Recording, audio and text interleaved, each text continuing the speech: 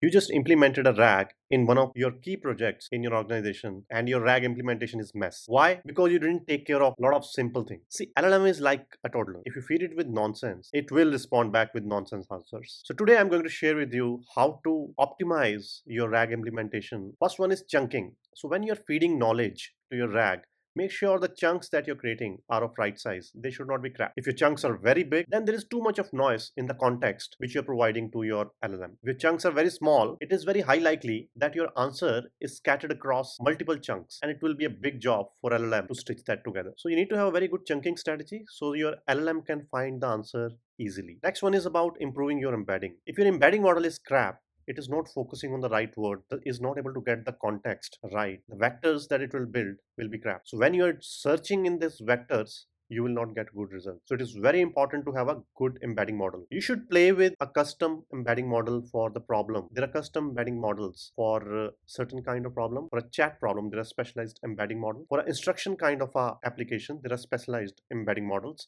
So you should use a custom embedding model. You should also think about combining multiple embedding models. It is seen in real-time applications that has a lot of times improved the accuracy of RAG. Next one is optimize retriever. When you get the results from your vector database, don't just go by the ranking which your vector DB has given you. Employ a re-ranker which can use a lot of other information to make sure that your ranking is very optimized. This is a very famous technique. Next one is guardrails. Make sure that your RAG is not hallucinating. It's not giving the answers which will fail your product. For example, imagine a customer care bot giving refunds in all the cases. That will cause huge losses to the company, or it being very rude. Make sure there are right guardrails. Next one is knowledge graph augmented RAG. So knowledge graph can store a lot of relationship in your data. If that is available to LLM, it can improve the quality of results. So there is a library named LightRAG which has implemented this concept and it's very famous and it is giving very good results. So you can right away use that LightRAG library and improve the quality of implementation